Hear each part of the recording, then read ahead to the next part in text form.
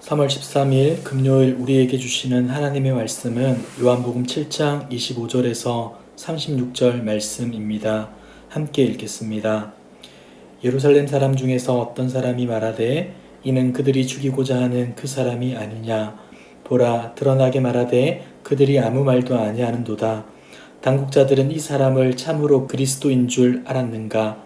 그러나 우리는 이 사람이 어디서 왔는지 아노라. 그리스도께서 오실 때에는 어디서 오시는지 아는 자가 없으리라 하는지라. 예수께서 성전에서 가르치시며 외쳐 이르시되 너희가 나를 알고 내가 어디서 온 것도 알거니와 내가 스스로 온 것이 아니니라. 나를 보내신 이는 참되시니 너희는 그를 알지 못하나 나는 아노니 이는 내가 그에게서 났고 그가 나를 보내셨음이라 하시니 그들이 예수를 잡고자 하나 손을 대는 자가 없으니 이는 그의 때가 아직 이르지 아니하였음이로라. 무리 중에 많은 사람이 예수를 믿고 말하되 그리스도께서 오실지라도 그 행하실 표적이 이 사람이 행한 것보다 더 많으랴 하니 예수에 대하여 무리가 수군거리는 것이 바리새인들에게 들린지라. 대제사장들과 바리새인들이 그를 잡으려고 아랫사람들을 보내니 예수께서 이르시되 내가 너희와 함께 조금 더 있다가 나를 보내신 이에게로 돌아가겠노라. 너희가 나를 찾아도 만나지 못할 터이요 나 있는 곳에 오지도 못하리라 하시니 이에 유대인들이 서로 묻되 이 사람이 어디로 가기에 우리가 그를 만나지 못하리요 헬라인 중에 흩어져 사는 자들에게로 가서 헬라인을 가르칠 터인가. 나를 찾아도 만나지 못할 터이요 나 있는 곳에 오지도 못하리라 한 이 말이 무슨 말이냐 하니라. 예수님에 대한 사람들의 생각은 다양했습니다. 어떤 이들은 좋은 사람이라고 생각을 했고 어떤 이들은 백성들을 선동질하는 자로 여겼습니다. 그러나 어느 누구도 자신의 생각을 밖으로 드러내지는 못했는데 왜냐하면 예수님이 안식일에 38년 된 병자를 고친 사건으로 인해 당국자들이 예수님을 잡고자 했기 때문입니다. 이 같은 상황이라면 예수님의 행동은 조금 조심스러워야 할 것 같습니다. 하지만 예수님께서는 이러한 상황에서도 사람들 가르치시기를 주저하지 않았습니다. 주님을 따르는 무리들이 오해와 그릇된 생각에 빠지지 않도록 권면했습니다. 안식일에 있었던 일 또한 안식일에 할례를 행하는 사례를 통하여서 당국자들의 논리가 얼마나 편협하고 어리석은지를 보여주었고 외모, 즉 자신들의 기준과 잣대를 통한 평가가 아니라 공의로 판단할 것을 촉구하셨습니다. 예수님의 말씀을 들은 무리들은 예수님을 반대할 명목을 찾지 못했습니다. 그러한 이때에 예루살렘 사람 중에 일부 사람들이 유대 종교 지도자들이 죽이려는 자가 예수가 맞느냐라고 반문하기 시작했습니다. 25절을 보겠습니다. 예루살렘 사람 중에서 어떤 사람이 말하되 이는 그들이 죽이고자 하는 그 사람이 아니냐. 이어 26절을 보시면 보라, 드러나게 말하되 그들이 아무 말도 아니하는도다. 당국자들은 이 사람을 참으로 그리스도인 줄 알았는가. 그들은 불편한 기색을 숨기지 않고 말을 이어갔는데 예수라는 자가 이와 같이 분명하게 자신의 입장을 변호하는데도 당국자들이 공박하지 못하는 이유가 뭔가, 혹 예수를 그리스도로 인정하기 때문은 아닌가라고 날선 비판을 이어갑니다. 그러면서 예수는 절대 그리스도일 수가 없다라고 말을 하는데 27절을 보면 그들의 주장은 이것입니다.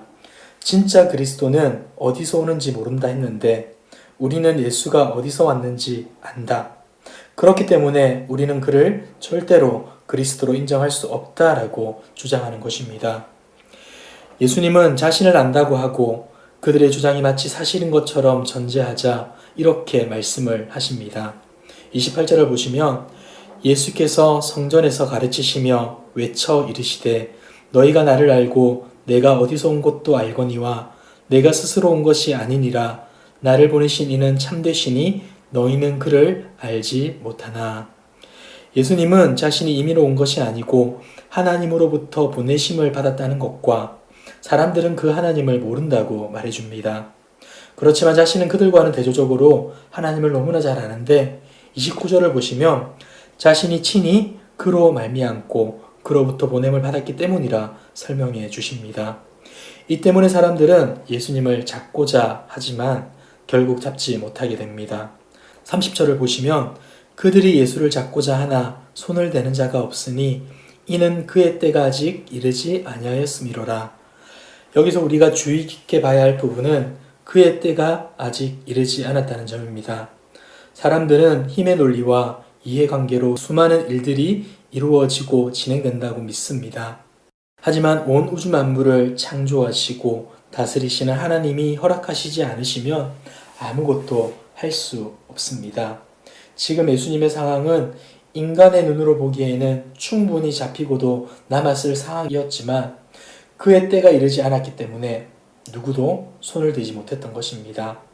이러한 가운데 우리들은 예수님에 대해 다시 수군거리기 시작합니다. 이 사람이 그리스도지 않은가? 이 사람만큼 많은 표적을 행한 사람을 나는 본 적이 없다 하고 말이죠. 바리새인들은 무리들 사이에서 예수님에 대한 이야기가 은밀하게 흘러가고 있다는 사실을 파악하고는 예수님을 체포하기 위해 관리들을 보냅니다.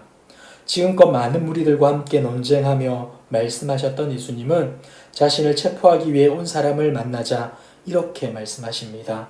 33절과 34절을 보시면 예수께서 이르시되 내가 너희와 함께 조금 있다가 나를 보내신 이에게로 돌아가겠다. 너희가 나를 찾아도 만나지 못할 것이고 나 있는 곳에 오지도 못하리라 라고 말씀하신 것이죠.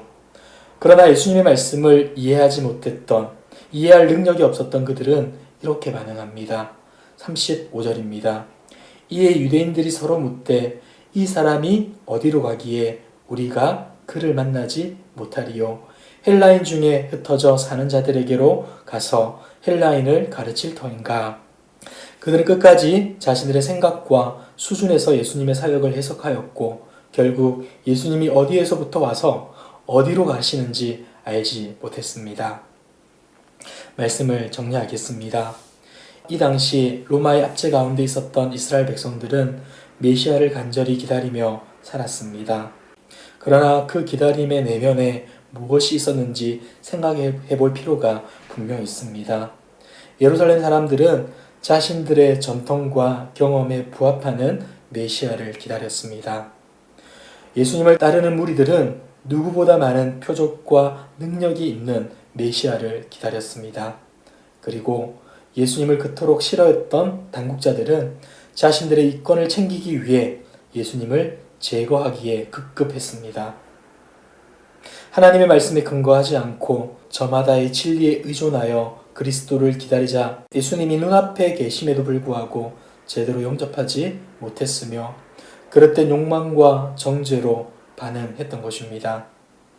사랑하는 성도 여러분, 모든 것을 상대화시키려는 지금 우리가 붙들어야 할 절대적인 진리는 오직 하나님의 말씀밖에 없음을 믿으시길 바랍니다.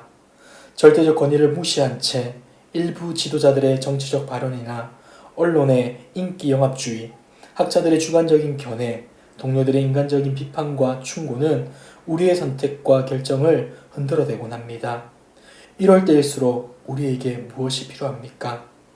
절대적인 진리로 모든 일을 판단하고 결정해야 합니다. 이러할 때 우리의 삶이 하나님의 나라의 역사가 되고 하나님은 우리를 통하여서 일하기 시작하실 것입니다. 사랑하는 성도 여러분, 이 믿음으로 하나님의 말씀을 따라 살아가는 저와 여러분들 되시길 주님의 이름으로 축복합니다. 함께 기도하겠습니다. 사랑과 은혜가 풍성하신 하나님 아버지, 여러 문제와 어려움 속에서도 우리를 지켜주시고 보호해 주심에 감사드립니다. 항상 우리와 함께 하시는 하나님을 통해 힘을 얻게 하시고 주님께 받은 위로로 다른 사람들을 위로하는 자가 되게 하여 주옵소서. 거짓과 탐욕으로 가득한 세상 속에서 진리 되시는 주님만을 바라보며 따라가길 원합니다. 나를 드러내는 삶이 아니라 주님만 드러내고 주님께만 영광 돌리는 삶 되게 하여 주시옵소서. 하나님의 말씀 앞에 늘 겸손히 순종하게 하시고 우리의 삶을 통하여서 예수 그리스도의 향기가 흘러가게 하옵소서. 이 모든 말씀 예수님의 이름으로 기도드립니다. 아멘.